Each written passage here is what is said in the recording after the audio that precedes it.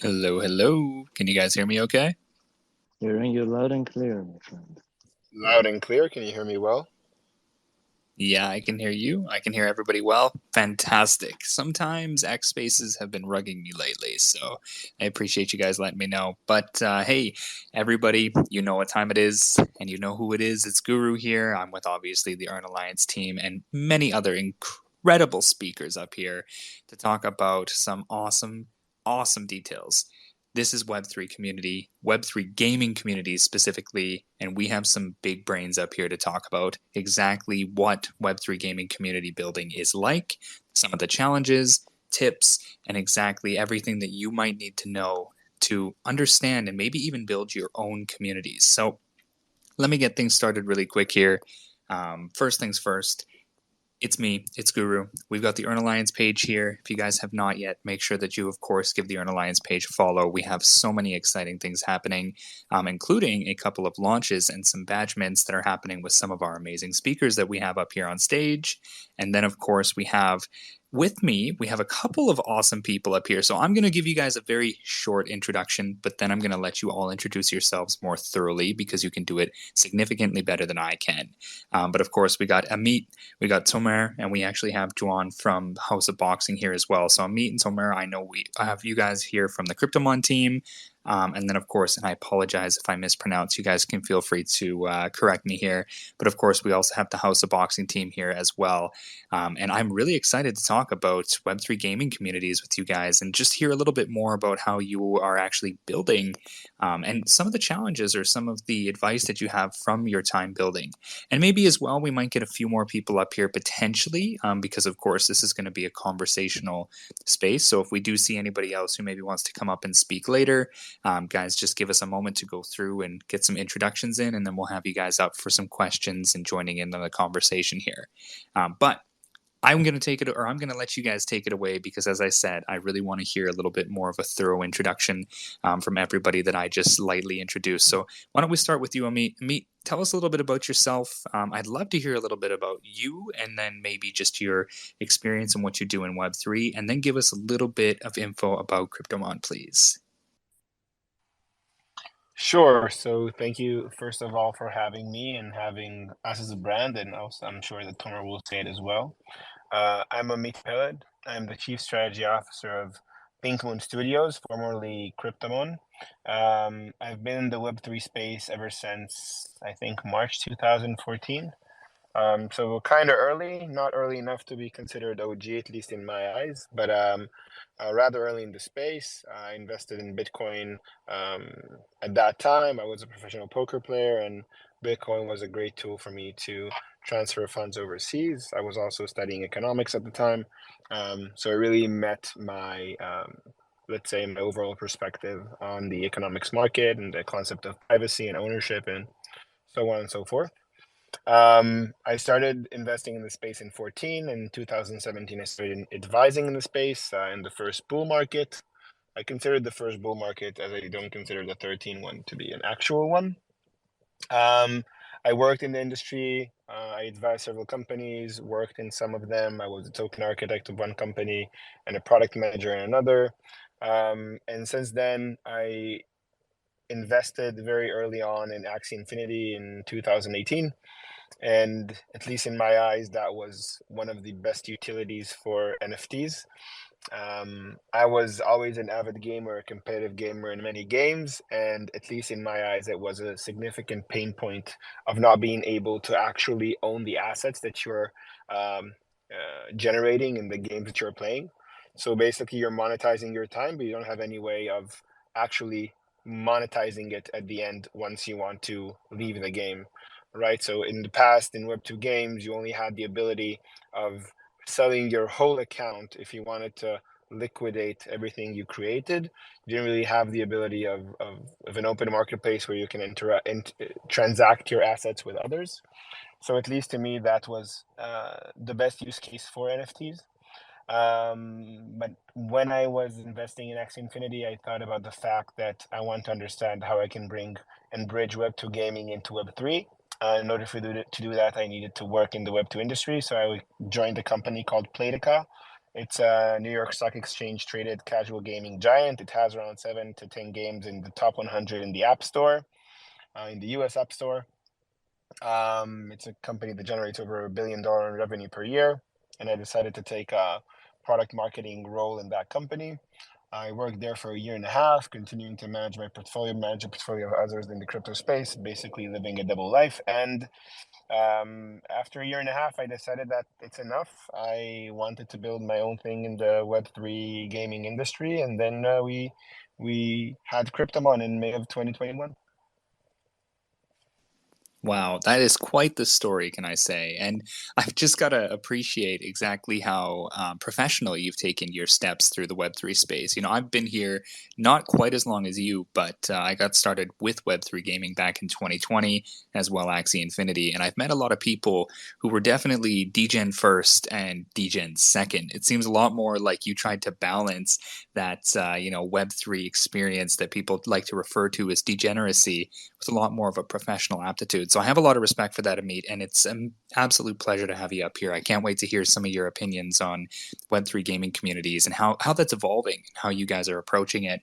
But to stay in line with, of course, the Came On team here, Tomer, if you want to jump in and tell us a little bit more about yourself, I'm excited to hear who we have as well with the Came On team.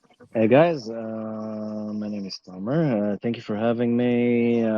Chief Business Development Officer and Chief Marketing Officer of Cryptomon, and nowadays I'm also known as Pink Moon Studios. Started my way with digital marketing many years ago. Many years ago. I'm old. 25 years ago. With digital marketing, the initial days of the internet back in the dot-com bubble. They've been doing an entrepreneur for many years in crypto as a trader since 2000, around 2016. More professionally got into the technology around 2017-18 during the previous bull run with the ICO phase.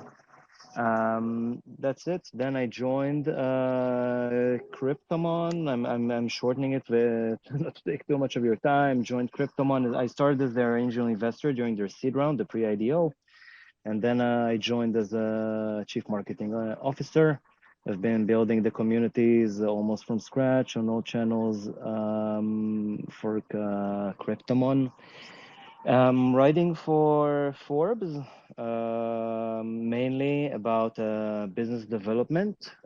Part of Forbes Business Development Council, writing about Web3 and the space and general business development, and writing for Cointelegraph and a member of a Cointelegraph Innovation Circle. That's it in a nutshell. Oh, and a gamer, of course, since the day I can remember myself, holding any remote you can think of. I can appreciate that. What was the first console, if you don't mind me asking, Tomer? Oh, wow.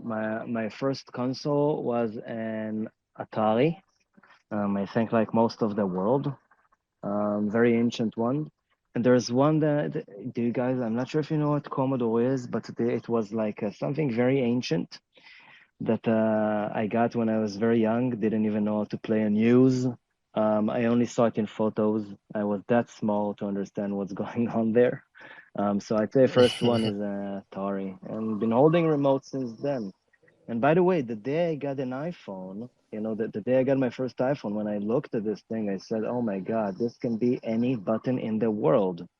And what do you know? Soon after Apple presented iOS 2, and the rest is history. The App Store and the games, and here we are. Yeah. Hey, I can appreciate that. Now, the Commodore, I feel like at this point in time, that's like a blue chip. It's like a grail. If you have one of those in mint condition, you probably could sell it for a lot of money. And mine was definitely a original Nintendo, but I did get my hands on an Atari controller as well. Either way, it's absolute pleasure, Tomer. Thanks for the introduction, and definitely appreciate the conciseness, but there was a lot of quality in there. So thank you for that. Okay, let's continue along here because, of course, we've heard a little bit from the Cryptomon team, and it's fantastic. It sounds like an absolute powerhouse team of professionalism and understanding of Web3 there, but we're going to definitely grind that out when we get into some of these questions.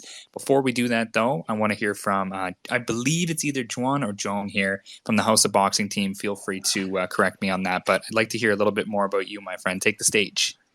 No, thank you for having me. And yes, you're correct, Joan. It's fine. So I guess you were right in one of those two combinations that you mentioned. No, but it's a pleasure to be here, and it's a pleasure to share the stage with such talented team as well. Obviously, seeing some rivals from Playtika as well. It's great to see them coming into Web3. As I was working at Scopely, which we were kind of competitors in the space. No? A competitor, yes, yes. So no, so from my side, I'm Joan. I'm founder and CEO of Etrolas, which is the gaming studio behind House of Boxing.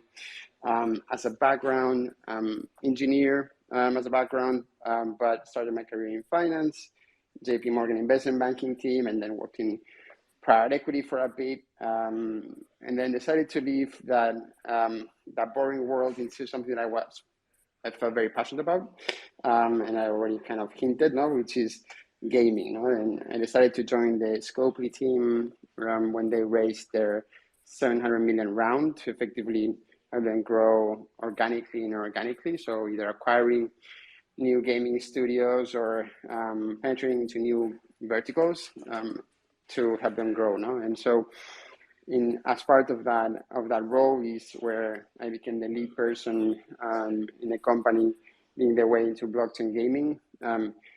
Me coming from finance, they might have taken the decision to appoint to the maybe most crypto-sceptic person of the company the role to explore the blockchain gaming space. But the good stuff that they had is that being a gamer and understanding the technology from a user perspective helped me a lot to understand very well kind of the value that was giving me as a gamer. No, being an avid Call of Duty gamer, and which I had I don't know how many skins in my account. I was like, would be good to own these skins at some point, and having skin of season 1 or skin of season 2 or this skin from the Halloween event would be great to own it as part of the user journey, apart from all the different elements that I've been unlocking. So in that sense, it became quite clear to me and to the rest of the company that there was value in blockchain gaming space, and effectively there was a lot of value to be unlocked for the user itself. And so in that sense is where I became familiar with the technology, with the space, and I started navigating into it through my lens in Scopely, into that role. So really, without really looking for it, or almost by accident, I got the opportunity to start my own company, doing exactly what I was doing at Scopely, and funded by great investors, which is the Founders Factory team in London. And basically, as part of that journey is where everything kicked off in Etrolas, and we decided to create a free-to-play gaming studio that uses blockchain to enhance the user experience in that sense. And here we are after 2.5 years, after raising more money from amazing investors such as Play Ventures or Active Partners, Supernode, Immutable, and so on. We are now building the destination for the next generation of sports fans, which I would love to. I don't want to bore you more with more stories and so on about me, but there is a big connection about blockchain and sports linked to my own experience, and in that sense is where effectively went from pure gaming to sports, and combining sports with gaming with blockchain, where effectively Etrolas effectively is playing in the field of sports gaming. No, thank you. I appreciate that intro. And I couldn't agree more. As somebody who is I wouldn't say I ever went to an athlete level, but my older brother was an exceptional athlete, actually. He played professional football in our local community for many, many years. So it's always been close to my heart. And the collectible side of it has been even closer to my heart. I am very much Canadian, and we have a reputation for being hockey card collectors. So I can definitely see a huge correlation between sports fans and just blockchain technology being able to add some immutable elements to some of the collectability. So I absolutely love it, and I can't wait to hear a little bit more. So I think just to give you guys a bit of a breakdown, and also to remind everybody who's listening right now of some of the ways that we do things here, we are going to have a couple of just question threads. I do actually have a request from a gentleman who I'm going to bring up here, which is Jin Kieran. Fantastic guy. I'd love to get his opinion on some of this. So we're going to bring him up here as well. But we are going to go over a couple of topics, get some conversation started probably for the next maybe 30 or so minutes. And then at that point, we're actually going to go over some community questions. And those community questions, we're going to be picking 3 of them. You do end up entering those questions by clicking on the bottom right button. It looks like a little comment thread. Make sure that you go check it out. While you're there, do us a solid and drop us a like and a retweet so we can get more eyes on the space. But also while you're there, throw a comment down below. It can be as simple as a hi or an emoji. But if it is a question, something for some of these big brains we have up here to answer, and it gets chosen, you will actually get some whitelists for our very, very exciting upcoming Last Remains equipment mint. So make sure that you guys throw a question there. Not only will you get the true value of hearing it answered by one or multiple of the people up on stage, but you may also win yourself a whitelist. So go and do it. And while you're there, give us a like and a retweet. But without further ado, let's get this started. So Jinky, I'm going to bring you up, but we're probably just going to run it in a very, very respectable circle here. I'll give you a very quick intro. Of course, when you get to chat, you can give a quick little introduction of yourself here too. But I do want to get started with this very first topic. And it's very broad. So you guys, we are going to start it a little bit broad, but I do have some specific questions I want to ask. And this first one we want to go over is really just Web3 gaming communities versus traditional gaming communities, or I might even make it a little bit more ambiguous and say just traditional online digital communities. This is something that I think a lot of people do question and see a lot of differences in, whether it be the demographic, whether it be the financial, of course, incentivization of being involved in some of these projects. But people do see differences. However, at the end of the day, community is such a substantial part of being human. Let's just be real here. And they've existed for thousands of years in many, many different ways. So I just want to know, from your guys' point of views, and maybe we can start with the CryptoMon team here. I'd love to hear maybe Amit or Tomer, whoever wants to I jump will be in. happy to pick What are this some up. of the similarities? Yeah, please No, do. no, Please no. do. Tell us a Ask little your bit about some of the similarities So, and differences between them. Take it away. okay. So, as a geek, being also part of course, the notorious Wall Street bets community, almost since day one there, and various other communities online, and of course, gaming communities on Discord, and then part of the community of token holders, Web3 gamers, you can call them, on Telegram and Discord. I can tell you that one thing differentiates Web3 communities from all others, and it's what you already said before: money. So first of all, the one thing that is truly differentiates normal gaming and normal digital communities than crypto Web3 communities is the fact that when we discuss in our groups and we say we are going to the moon, we are going to release, we are going to launch, we have a problem, you see that the community speaks as it's part of their part of it is theirs, and it is indeed, because once you're holding tokens of a certain project, especially in gaming, you're basically holding a piece of the game, hence a piece of the company. Now, in my games, I'm addicted to games. There's a game that my friends know that I play a lot called Land of Empires. It's a Web 2 game. Basically, spending a lot of money there. Me and the other whales, as they call us, strategy game whales. We spend a lot of money. There's the pay to progress and the pay to win gamers, and we are a mix of play to win and play to progress. But sad thing is that even though we are wasting so much money on the game, none of it is ours. We can never say that we are doing. It's always they are doing, they are releasing, they are about. And it's always also this anger. For example, today was released a new dragon in our game.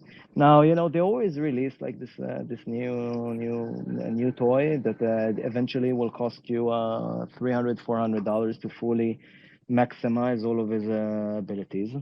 And the thing is, we buy them and they're not ours. Yesterday, a friend of mine sold his account. It's an account that he wasted around $60,000 on building. He asked my help to sell the account. He knows nothing about crypto. He sold it to other community member for $2,500. Now, sad thing is that if he's getting caught, they get caught, the account will get banned. Completely stupid, right? Because it's not theirs. The assets are not theirs.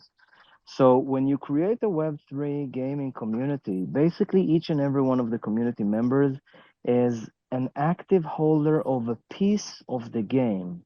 We have community members that are holding, for example, we have only one legendary cryptomon at the moment.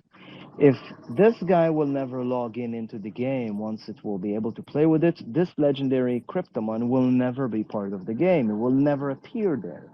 If it decides to delete it, to burn it, it will never exist in the game. And everything we've created for it will be lost forever, right? So the communities in Web3 are an active part of the team. We always say that our community is our extended team. It's a sentence that Umberto likes to say. By the way, Zero also, our CEO Umberto is here, and our communities manager Excel is also here. So I think that that's the main thing that makes Web3 communities different than normal Web2 communities. I've been creating them on Web2, Facebook groups since their initial groups, Facebook pages since first pages, whatever, you name them, I've created groups there. Guys, I've been building groups in channels called MIRC. I don't even know if you guys know what it is. We've been building channels back in the day then. And filling them up with people, and then marketing various stuff for black metal band shirts and death metal shirts. So Web3 communities are different. They have a skin in the game. They're shareholders. They're part of the team, and that's what makes them unique. That's what makes them work together. That's what makes them motivated, and that's what makes the whole project, the whole machine work. And of course, completely, the game success completely relies on a strong and active community.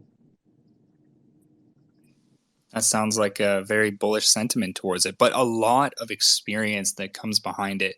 Tomer, thanks again very much for sharing that. And honestly, I gotta say, as somebody who participated so much, and I hope that obviously nobody's listening that can ban my accounts in black market activities in MMOs back in the day, I can tell you it's absolutely crazy. It's just like anybody who's experienced that, whether it be a little bit of RuneScape, IRL selling, or OTC selling, or any of your particular MMOs that you got into that had really heavy money spending in it, you were in Web3 before Web3 gaming was even a buzzword. So you pat yourselves on the back because that's definitely some of the best rodeo, the best pre-experience you could have had. But at the end of the day, you're right. It wasn't facilitated, and unfortunately so, because I think that there was just so much opportunity if it had been. But that being said, I do, of course, want to give Jinky a chance to come in here. Obviously, you can give us a quick little intro as well, because we just brought you up. Feel free to, and then you can share what you wanted to share on your thoughts, and then we'll keep going along. Feel free, by the way, guys, if you have anything that you want to mention, just feel free to throw your hand up. Of course, we have quite a few people who are going to share their opinions on this, so if I don't go through the list and you want to jump in and say, there's a hand button there, throw it up and I'll get to you. But take it away, Jinky. What's up? Thanks for bringing me up. I really am glad to find a space that's actually talking about the community side of things rather than business, token go up, blah, blah, blah. Really refreshing. So thank you guys for this. For those that aren't familiar with me, I am Jim Karen. I do streaming in the Web3 space. A lot of people introduce me as a content creator, but realistically, I'm a streamer. The rest of the content maybe one day. That being said, I'm not going to make this about me. So moving on to the actual topic, when it comes to communities, there really is no difference. There is, I'll get to that in a second, but what I mean there is no difference is the financial element has always existed within gaming.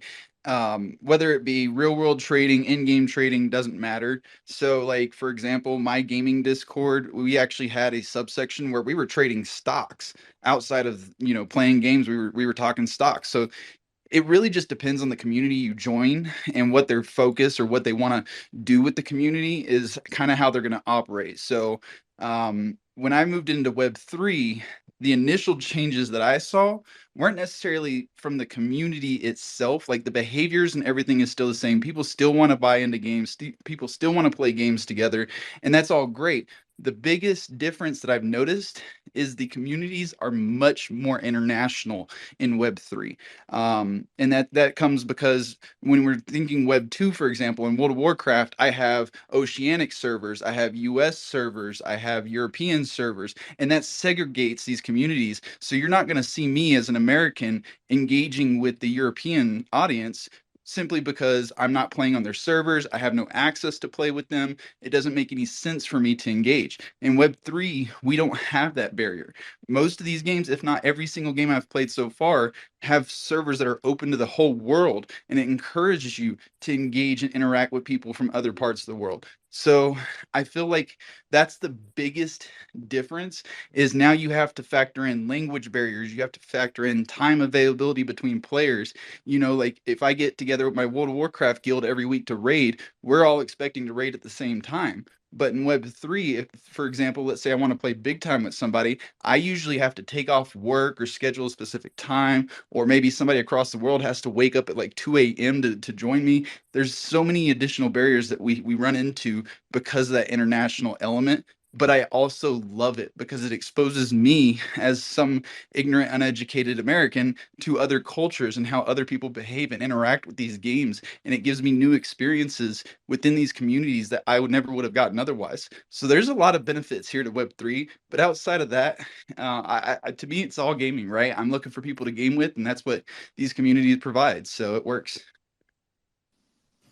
I appreciate that, but I can also empathize with the American side of that, because of course I'm on the northern part of the continent. But I feel like in America, the North Americas, let's call it, especially since we're such a big rock out in our own little area, and we don't have like the Europe syndrome, where Europe is just so connected to a little bit of the Middle East, a little bit of Northern Africa, even a little bit on the Eastern American side.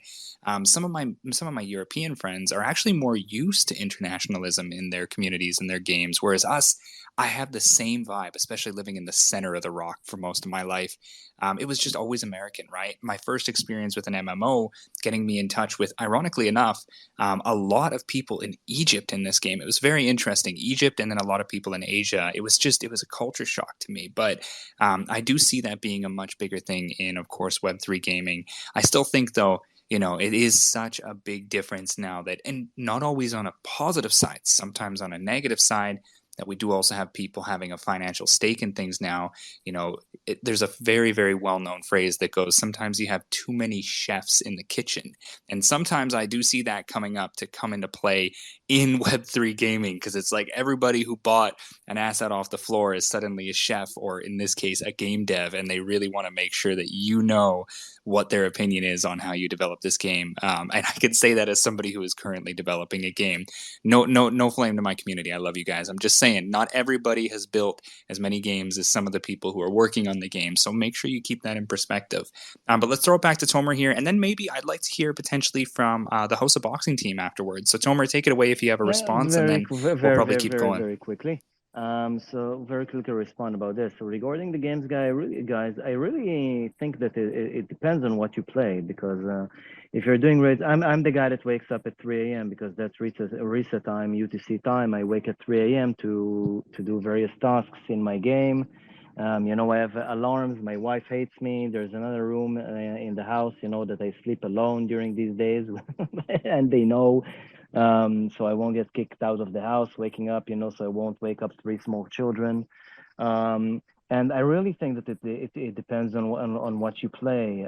But as you said, the Europeans are more used to playing, internationally. I think because Europe, is basically, it's made out of many different countries, and the U.S. is just one huge 50 states, at one place, and it's very easy. Everybody speak English. So us, coming from Middle East, and playing with Europe. Most of the time playing with Americans, I think that it really first depends on which game, but the Americans do tend to play more with themselves than to play better with others. Maybe due to that fact, but for us, it really depends which game you're playing. Now, again, with Web3, as we say, and this is something that we will agree to disagree. We have many token holders that are basically holding the tokens because they're speculating around the success of the company and the game, and that's why they hold their NFTs. They don't necessarily care about a game. I hold NFTs of many games, and I'm part of their communities as a speculative investment vehicle. This is something that you have in Web3 that you do not have in Web2, but still unites the community no matter where you're from. That's it. That was the only thing I wanted to say. Thanks, Tomer. I also think, I just wanted to add that I also think that the way that those communities communicate is much different from in Web3 than Web2. In Web2, it was very common to see communities forming on Reddit, forming on Facebook, forming on, let's say, the older social channels, even MIRC, like Tomer mentioned as well. While Web3 communities are more oriented towards Telegram, oriented towards Discord, they are much more tight-knit than the previous communities. They just usually use some form of forum in order to communicate, less than instant in what we communicate daily in our Web3 industry. Having said that, Web2 games do have better ways of communicating in game. If you're in a club or a clan or whatever you may call it, that's like also some form of micro community that you are a part of, just like Tomer is part of a community of his friends which he raids with, and they are basically what he defines as community. I don't think in the sense that you're more focused on the larger scope of a community, but more of the tight-knit micro community that you are involved with heavily during the day-to-day. So I think in that sense, crypto is more instant communities, larger communities, while Web2 games enable an embedded form of a community within the game in the concept of clans. Very well said. I definitely agree with you. I think my first experience with that, even just with Axie Infinity, and I'm sure you can relate to this, Amit, is that things really were massive. Like if you jumped into the Axie Infinity Discord and you tried to communicate with the community, it was comprehensive. It was huge, right? And you had even just the people on the top end of the game in the community sometimes just interacting with people. That's how I met Jeffrey for the first time, Jiho. He was just in the Discord and I was chatting with him, and then it ended up being a conversation. I was like, I've never had this before. I've been in the COD Discord. I've been in all of these different Discords, never met somebody who's a co-founder of the game sitting here chatting with the community in the Discord. Yeah, they're very, down to earth people, not only X Infinity team, but also in every Web3 gaming company that I can think of. Also in our Discord as well, you can send a message and get a response from Umberto, who is the CEO, who is also listening to us now. You basically have that ability, which is very uncommon in the traditional gaming, Web2 gaming industry. If you look at companies like EA Sports, Activision, they're a very, um, type of horizontal or vertical type of company, and you can't really interact with the CEO. You will have interactions with low-level team members who are handling the communities, but you will never have access to actual C-level executives, which is not something that is common in Web 2 and is very common in Web 3 because, just as Tomer said prior, in Web3, the community is part of the extended development team.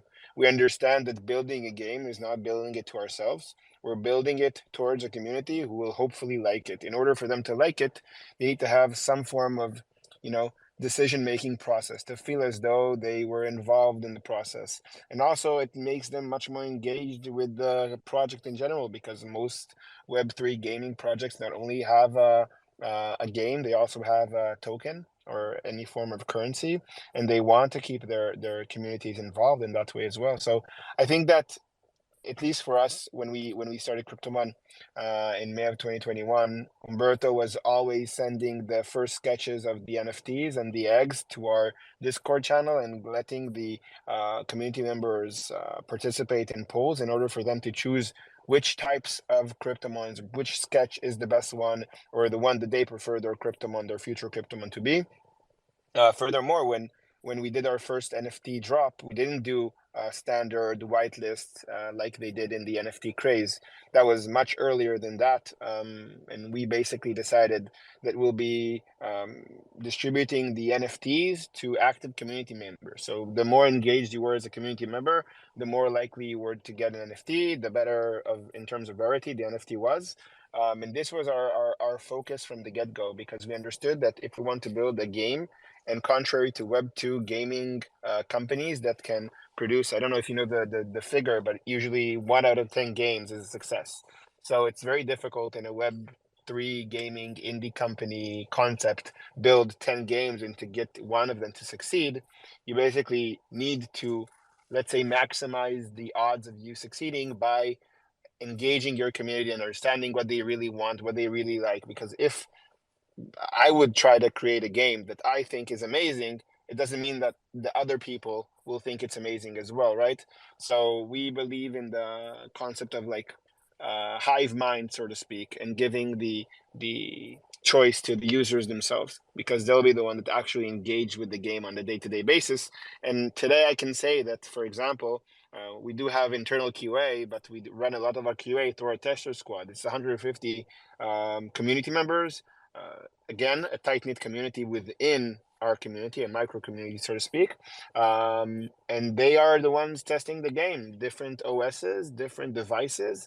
They have a lot of things to say when we want to launch anything new. They are getting first glance, and they are also giving the best opinions. So I think this is, and obviously for free, right? Because it's not in a free, we're not paying them. If they want to participate, they can participate, but they do get first access. They are extremely involved and engaged in the game, and this is basically them understanding that if they want to get the game that they want, they need to guide us towards it, right?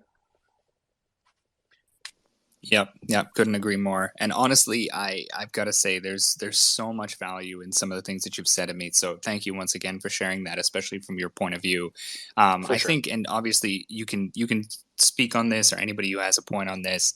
A really good thing I'd like to segue into while we're on this topic, and I understand, these are going to go quite a bit back and forth, but I actually want to talk a little bit about how that influence is actually generated and how it flows, and some of the things that you guys as developers and community leaders, how you see that this actually becomes potentially a voice of the community. Because one of the things that I notice, obviously building a game, and I have to actually say, I mean, we have a similar situation where I've got a very tight-knit pocket of people who are testing last remains regularly, and they are giving me like all the feedback. They are better than some of the paid testers that I've had in games beforehand. So I got to say, it's amazing to have that. But I just want to know, when it comes to that community voice, do you guys notice that there are these pockets of influence, or these key opinion leaders, or potentially even full-on influencers, whether they be bigger time, wider exposure influencers in the Web3 or Web3 gaming space, or potentially even just more key opinion leaders within the tight-knit community itself?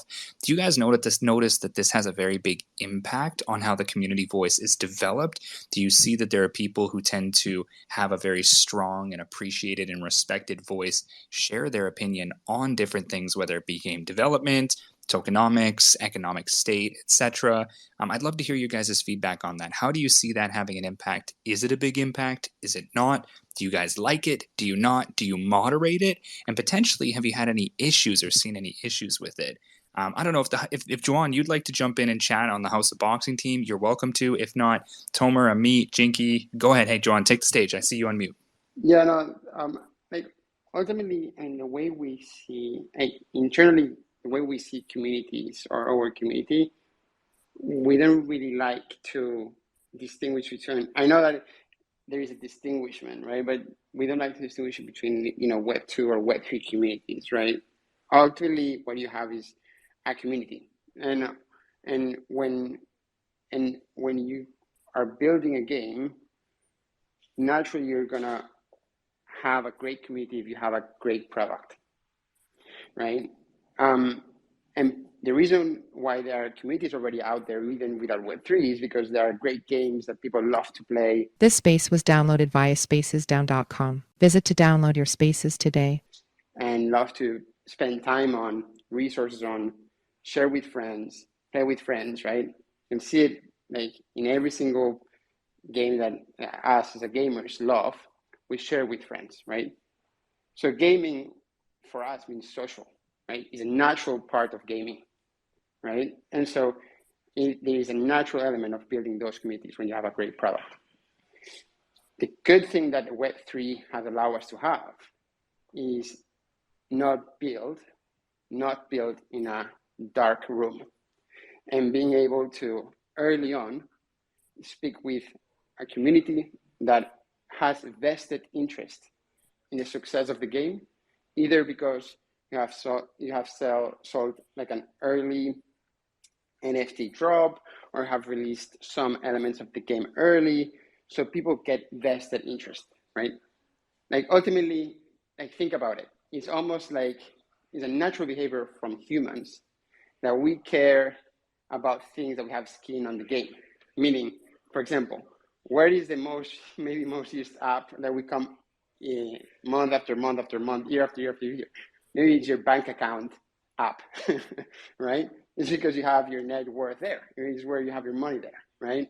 So naturally, if you have skin on the game, right, in some type of project, either, and I see some investors here as well in the chat, you're going to check them out all the time, and you're going to make sure or try to influence in the success path of that project, right?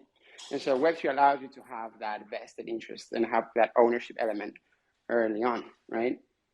Ultimately, what you're building for, like for us, in our case, we're building for sports fans, right? At the beginning now we have, we have started with House of Boxing, which is becoming the go-to boxing game for boxing fans. We have partnered with the largest boxing portal globally, which is Boxing Social. And effectively that is helping us, target our core audience, which are boxing fans. Do you think that 90% like boxing fans are Web3 users? Most of them, I would say 95% of them are not, right? And so ultimately, the reason why they're jumping, and we have massive boxing fans that are part of our community, right? And they're not a Web3 enthusiast and so on, but we have built a product that allows them to understand and have it is a value exchange. There is value exchange for them that understand the game and understand why there are certain things that that they can own. You don't know how they can own it. I don't know. They might not know even anything about blockchain, but they don't need to, right? They just know that they have something that they can, an in-game asset that they can use over and over again in an experience that they love, right? And effectively, that is giving them like a sense of ownership and part of the community that then they are very vested in the game success. In terms of the influence or influencers element of what is the influence of some influencers in the Web3 space, for us, it's a user acquisition tactic, like as cold as it sounds, right? Like ultimately, we have boxing fans or sports fans, and there are Web3 enthusiasts that just love being part of a game early on, right? And have vested interests as well, right? So it is a good way as well to engage with an audience that understands about the trade-offs of owning assets, the trade-offs of being part of a community early, the trade-offs of owning assets early as well that could appreciate in value. So all these things are native for them, right? So effectively influencers in the Web3 space can cater or get our name out there faster if we would not use it, no?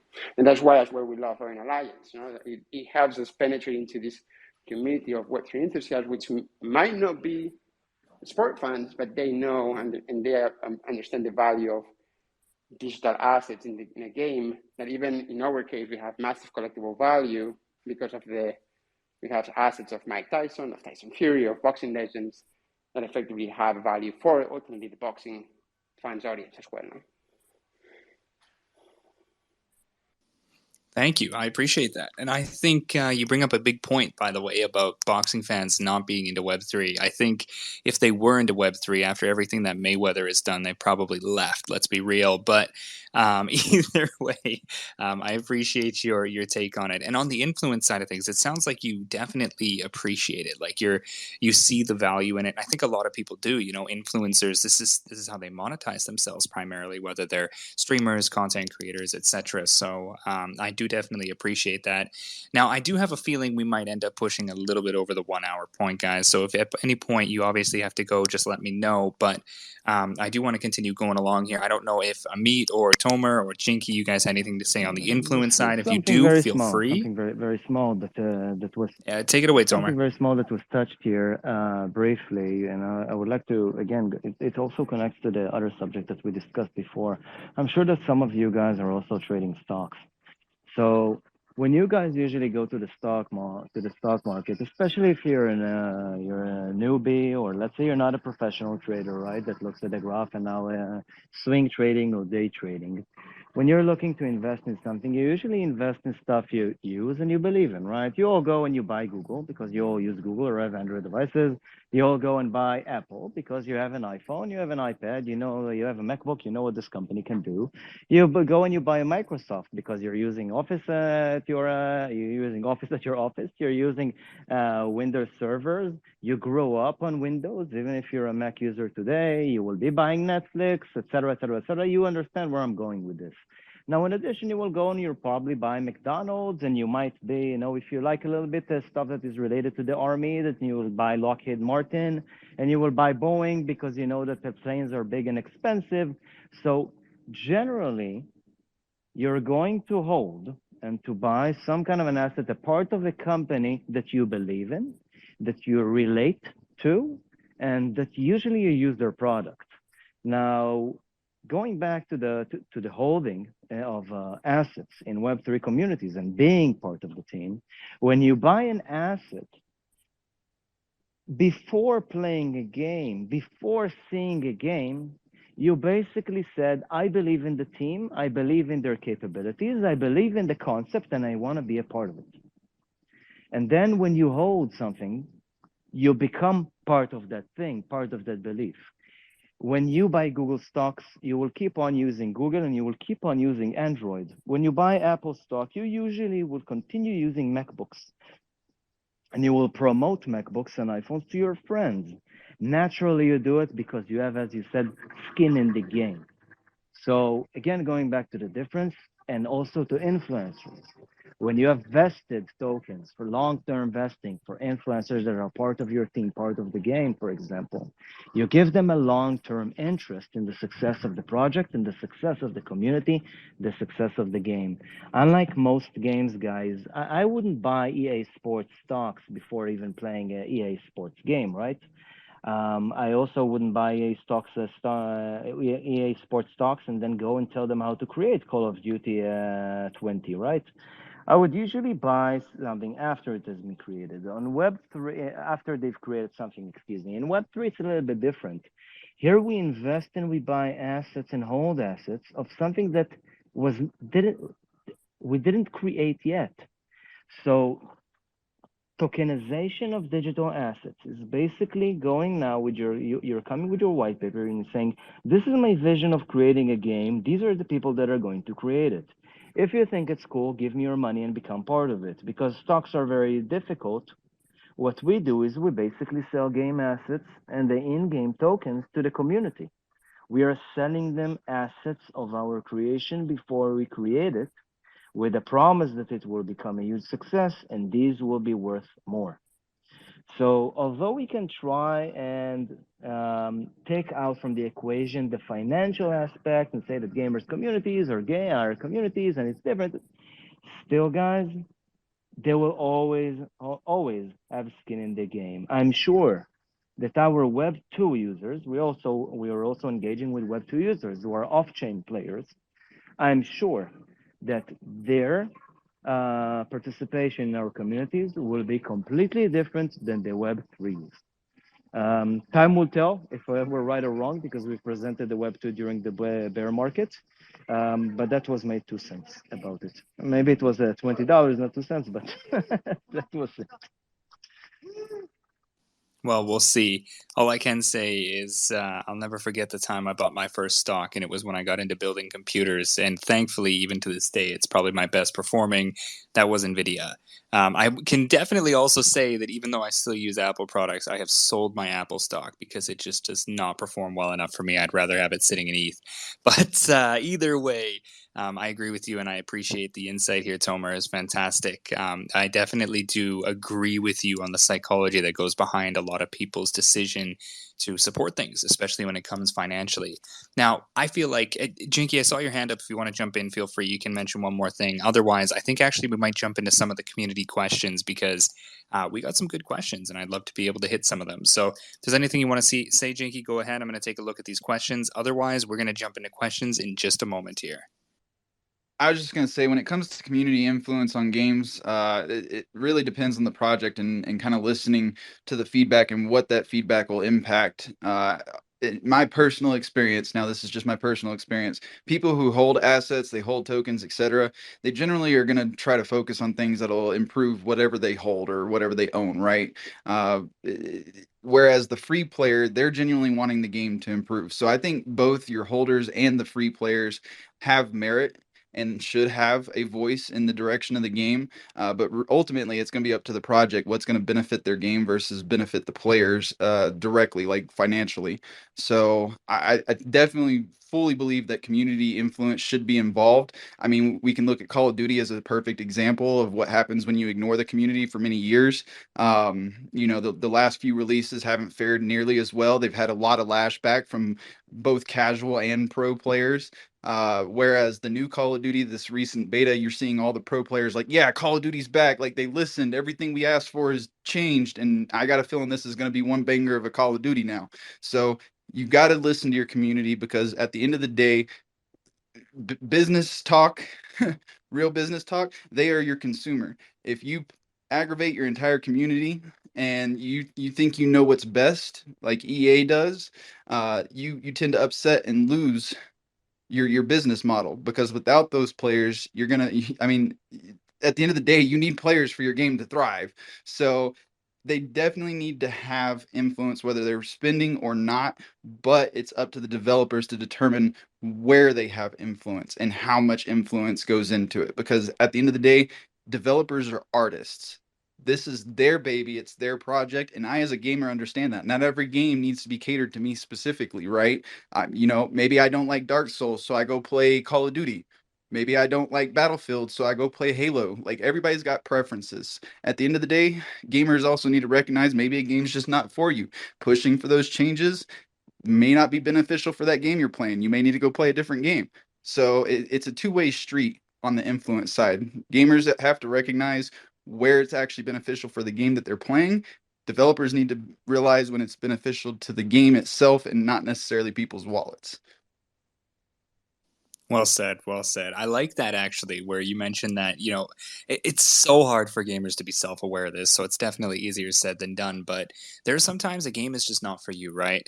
I have the same thing. I tell people all the time, I know how amazing TCG games are and I can appreciate them, but they are just not for me. Ironic, I started with Axie, but I would actually like to say I think it's at least the first gen was a little different than your traditional TCG. But anyway, it's just not for me, right? So instead, I am the guy who would rather go play Dark Souls or potentially go play some Call of Duty or something. But well said, Jinky. I appreciate it. And I think now is the time to jump into some community questions, guys, because we got some community members who are excited to hear our feedback on some of these points. We've got some great opinions being shared up here.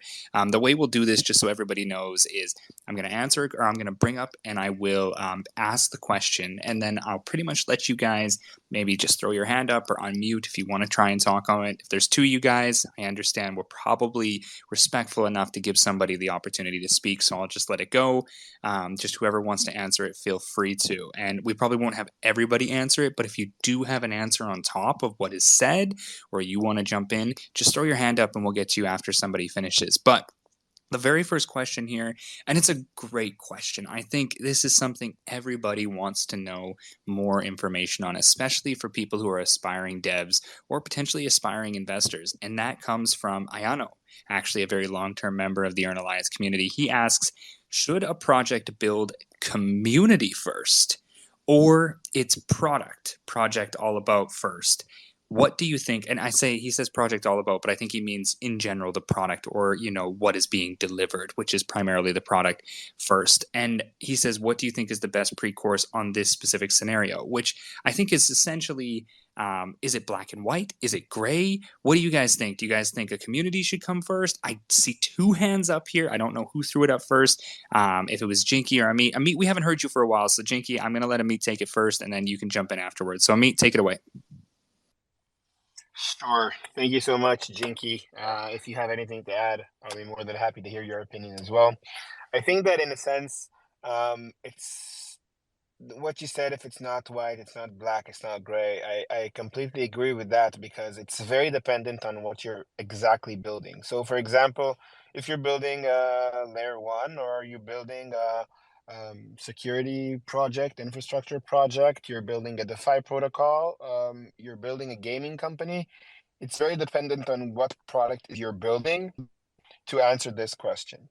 Now, if you're, for example, building a DeFi protocol, it's much better if you already have product first. If you're building a layer one that can take years, it's much better to have a product first before you are, to be fully ready to onboarding like your communities. I'm involved in multiple layer one and layer two projects that are already years in the making and have yet to come out in testnet even. So in that sense, maybe in that areas, build product first.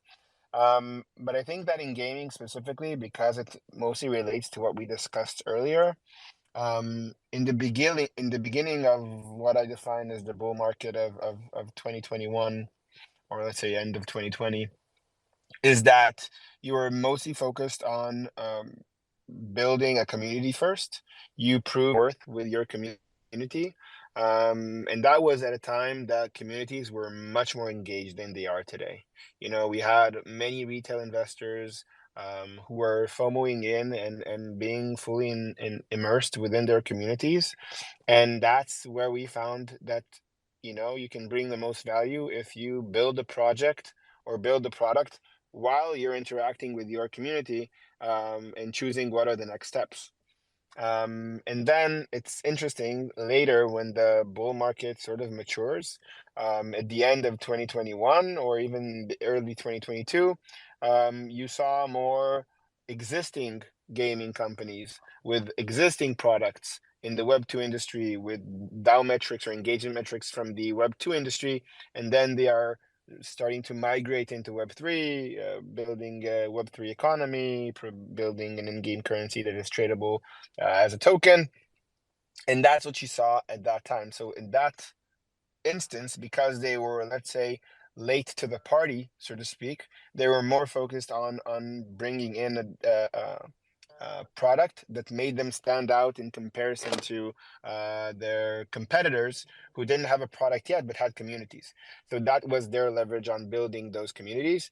I think that today, if you're a very experienced developer, or you have a lot of gaming experience in a sense, and you want to bring a significant community, you need to bring at least a POC or an MVP that is interesting, has very good core game loop mechanics.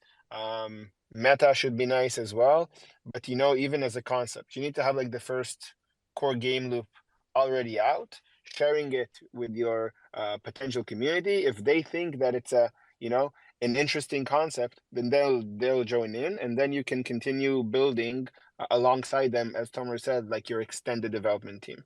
So at least that's how I see it. I'm just going to Take it piggyback away. off that. Yeah, I'm going to agree with him. It really does. There's so many factors that go into when you should start your community. You know, using Web 2 examples, Among Us didn't pop off till 2 years after they finished the game. It had been out free on mobile for multiple years, and it only popped off because a few creators at the right time got the right eyes on them, and they just absolutely skyrocketed, right? Whereas we can look at Fortnite before it's the game that we know it as today. They had a little PvE survival mode, and they started building their community really early, and they were able to fund what we have today by selling these booster packs and stuff like that. So monetization and your runway are probably also going to play into when you're going to need to start trying to get people in and get them spending. So it's there is no black and white answer here. It's going to be different from game to game, project to project. You know, there's just way too many factors to really say one way or another. But me personally, one thing that I think people forget is you can build your community without a product by utilizing other products. And what I mean by that is, like, for example, Last Remains, I love the game, but it's not up 24/7. I can't jump into it whenever I want. I got to schedule sessions. But what if Last Remains community hosts a night where we all get together and play House of Boxing? Right, start sharing those communities between the various games in Web3, and that way you're not just building your own community, you're helping build other game communities as well, and we start building each other up. So I don't think you need to have a product first, but there are just too many factors to really sit here and say that there is a black and white statement whatsoever. Yep, it's definitely a spectrum. And I think one of the things that we've learned here is that the spectrum will vary. It'll vary depending on demographic, depending on what your final product is. It also depends on exactly what your rollout is, right? Like maybe you have mini games. I know games have released mini games before the full game is out so that you can play and get a taste of something that might be an essence of the game or in the game. And I think there's a lot of opportunity here. But great answers, guys. I really appreciate it. I think it was a fantastic answer for this. But we're going to jump on to the next one because we do want to make sure we can get through these beforehand. So I actually think this one is very simple and it's been asked a lot. So don't mind me if this is something that you guys have been asked quite a bit, but I think it's a very valuable question. So I do want to get people's answers for it. One sec. I'm just going to bring Tomer up here before we ask this question just so that he can hear it. Give me 1 second. I think he's just connecting now. But yeah, I think this is something that a lot of people are curious about, and I just want to hear your guys' opinions on it. It actually comes from Roos Crypto. So Roos Crypto asks here, what do you think the role of Web3 gaming in the adoption of new technologies within the gaming communities will be? Or I'm going to actually make this a little bit more abridged here. I think I want to make it more general. What about Web3 and the adoption of Web3 and the development of this technology, what is it that gaming is going to play in it? What do you guys think that gaming really has that is just so valuable? Why are you here in the gaming side of things rather than just launching or being part of altcoins or layer ones or DeFi or something else? Maybe PFPs. Why aren't you guys all shilling PFPs, the next best PFP? What really is it about gaming that you think is going to be the most valuable? So take it away, Tomer, because I saw your hand up and I want to hear your point of view on this. So I will be happy to answer this one, and by that I will personally have to wrap up because I'm here with the three tiny kids that needs to be going to bed. So I will answer as soon as I can because I want to stay married. My wife is going to kill me. So the difference is, guys, something that we already discussed before. I raised we keep on raising it through this conversation today. Digital ownership. So we're all playing games. We're all wasting, so to say, so much time, money, efforts, waking up in the middle of the night to alerts. We buy in-game currency. Basically, guys, we swap, we exchange real money to virtual money, as they call it. Now, the thing about Web3 gaming is that blockchain enables us to make gaming fair. First of all, it brings esports to esports. It makes it an actual sports, and it makes it real because when you earn a unique NFT that enables you to do something, or you buy a unique item that is indeed truly limited, and you will be of the only ones or of the few that has this item to be used. And you won't be only the one that has a credit card, with I don't know, with $10,000 on it, and you just keep on swiping, and then you kill everyone without even knowing what you're doing. You make the games fair. This is one. First of all, blockchain makes games fair. It makes the assets scarce. It's great scarcity in the game. Um, and it makes the item yours. So exactly when you develop some kind of a tool, imagine that you're going around and you're buying, earning from eBay, Amazon, and collecting special pieces to create, your own unique dream car, right? You created your own dream car, you built it day and nights at your garage, you collected every tiny part, you spent days online to learn how to do, I don't know, the electric system, the wheels, the everything, and finally you've created your awesome car. Now imagine once you create the car, you cannot sell it. No one tells it's not yours. You don't own any of it. Someone will decide that it's not yours, but you say it's mine. I paid for the parts. I spent my money on it. I learned how to create each and every part of the car, and now it works and it's an awesome car. How come it's not mine? So exactly the same thing happens in gaming, and this is the big gaming revolution that we're going to experience that no one talks about. At the moment, guys, game studios can sell you the same dragon to everyone as many times as they want, exactly like they sold me my new dragon today in my game, and they sold it to all the rest of the whales. And basically, they will keep on inventing these things, and they will sell it to whoever pays them. Blockchain makes things fair, it makes things scarce, it makes things yours. When I want to sell my account, I just trade it as a token and no one can stop me, no one can ban me. I don't need to be afraid, I don't need to hide. It's mine, it's my asset. The real US dollars that I swapped for the in game currency is basically real tokens. So these tokens can be then later on what's left of them or what I earned while being good at the game and investing my time in the game. I will be able to swap them to US dollars back again or to whatever currency you're using, and I will be able to actually use them as real currency. It won't be a one-way street. That's what makes Web3 important for gaming. And that's why blockchain technology is the future of gaming, like it or not, just because it makes stuff fair. As one said, nothing is stronger than an idea whose time has come.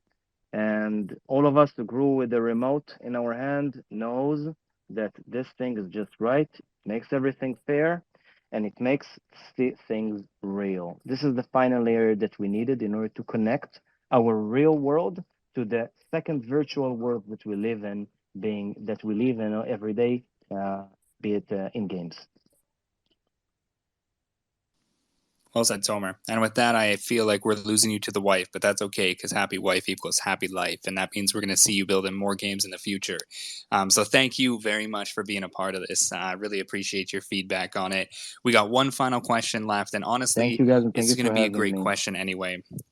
Yeah, please come back, by the way. And I saw that you guys actually mentioned that you have some more spaces coming up, so maybe we'll come and join some of yours.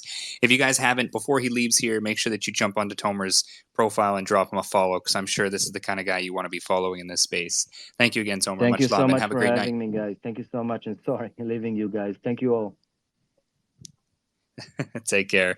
Okay, we're down to the final question. And this question is not entirely a question, but it is a comment that actually brings up a question that I'm going to throw out to you guys. And I want to give him the win for it because of it. So, Strober, congratulations. You mentioned talking about one of the things that we brought up in this topic so far, which was how Web2 game models, are very cooperative, and Web3 gaming models are also cooperative. And this was brought up a little bit about how some places and certain demographics or certain games might be more familiar with having to be international with their cooperativity.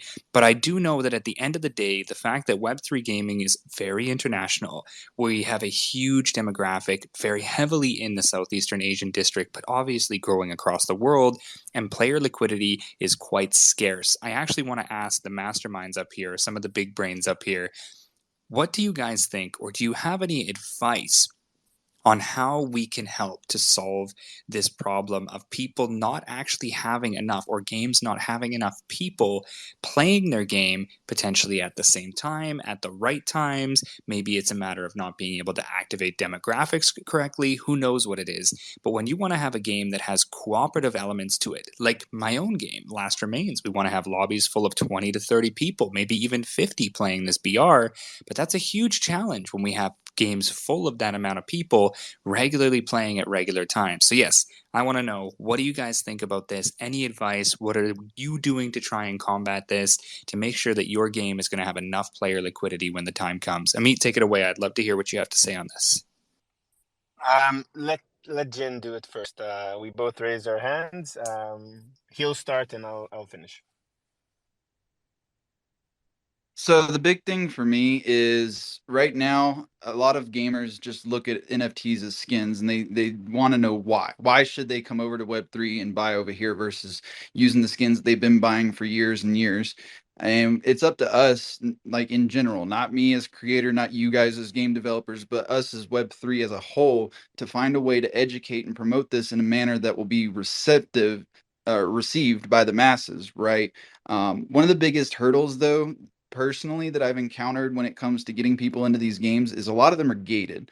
And I'm for gated games. I've been in Web 2 early access, QA testing, pre-alpha. I've done all that. I know it's a norm. But whenever we're trying to like host events, for example, and you're like, oh, well, it's gated, you have to have a token. Well, I can't bring my friends in, right? So my friends are already kind of put off. Well, I can't play it yet. A lot of the games that I have worked with don't even give me codes to give to my viewers and community and stuff to get more people in that way. I think the biggest thing is right now games are in the building phase. A lot of them aren't ready for mass players. They're not ready for mass adoption because we haven't really focused on retention. There's been a lot of focus on onboarding, which is fantastic. But if you get people into this space and then they leave, where's the added benefit? So we got to get them in here, get them hooked, and keep them involved. And it may not just be one game. It may take a couple of games to do that, right? So for example, I love FPSs and MMOs. Those are my jams. Right now, I've got plenty to pick from in terms of FPS games, but when it comes to MMOs, it's slim pickings in Web3, right? So I'm relying on multiple games to come out and try to occupy that time that normally one Web 2 game would be capable of doing. So once more content rolls out, there's more reasons to log in every day. We're going to see that player base come up. But the biggest hurdle is just getting people access. Like, I love Last Remains. Guru, you're the whole reason I found Earn Alliance, and I learned about them, and it's fantastic what you guys are doing over there. But I want more zombies. I want to be able to get my friends in to kill zombies with me, right? So if I could get codes to start bringing people in early, even if it's not ready for mass adoption, that closed testing, you're going to get Web 2 gamer feedback, right? There's going to be more benefits in the early stages because it's still closed. It's still gated and controlled by you guys, but I don't have to go tell people to go buy these assets to test a pre-release game. It's like Steam Early Access, right? If somebody sees that early access tag, depending on the player, they may already be immediately turned off.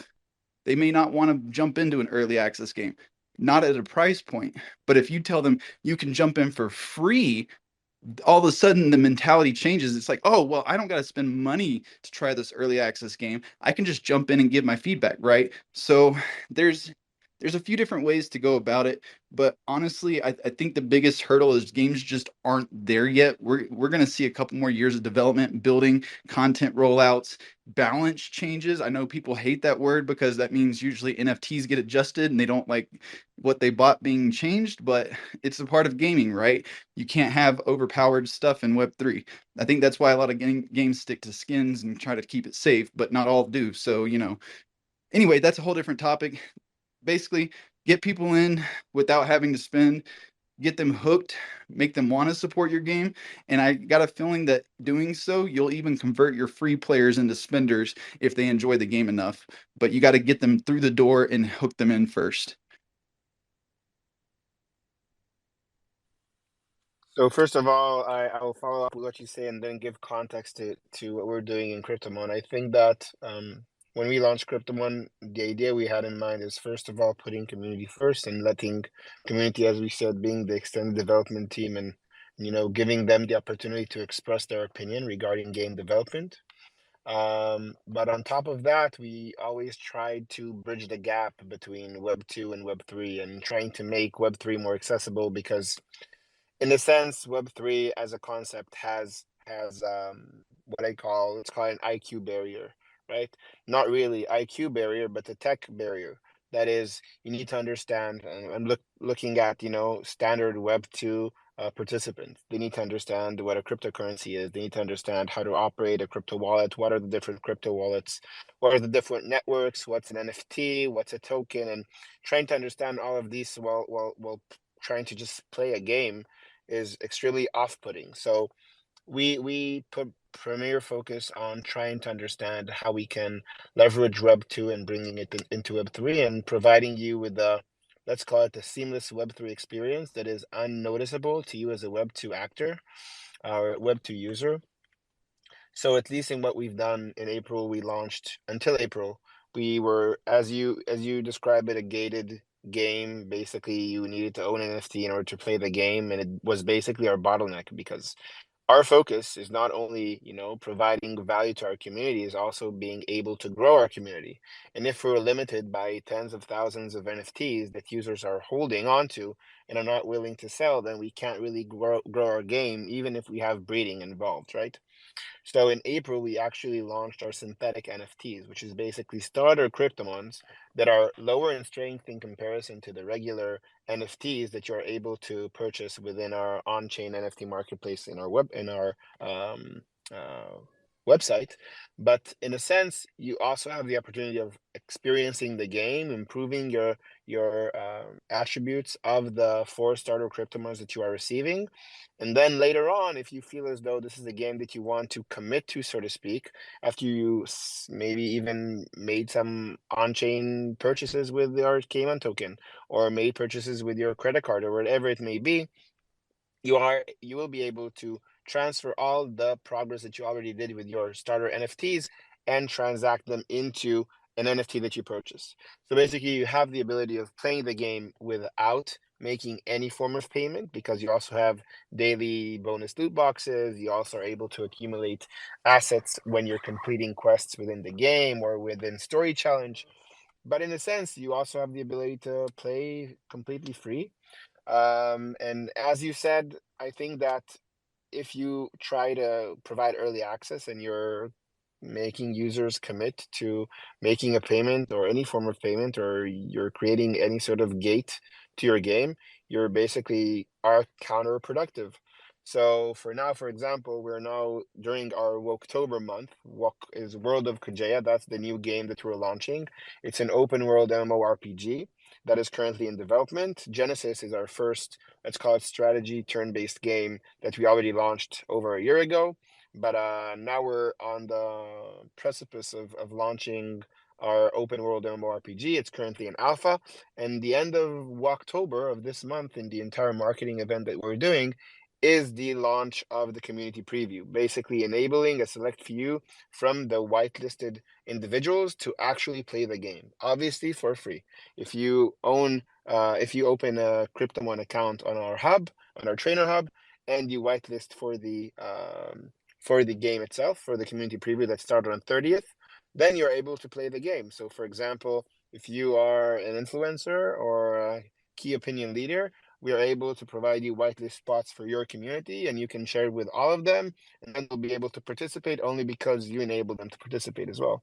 So it's not gated in the sense of making them pay in order to participate, but we are looking to obviously control the amount of users that are playing at the same time, because we're trying to also look at those community previews as sort of QA sessions for us to understand how many users we can support concurrently, how many users we can support in every faction of the game, in every area, to not decrease FPS, which devices have problems in terms of connectivity, in terms of game experience. These are things that we learn within this community previews that are not only good experiences for us testing critical mass of users coming in at the same time, but also gives our users a sneak peek into the game that they'll be playing. And you experience it with all your friends and with all the other community members currently online, and you can complete quests together and basically understand what we're building one step at a time. So every few months we're doing this community preview. Our last one was in June.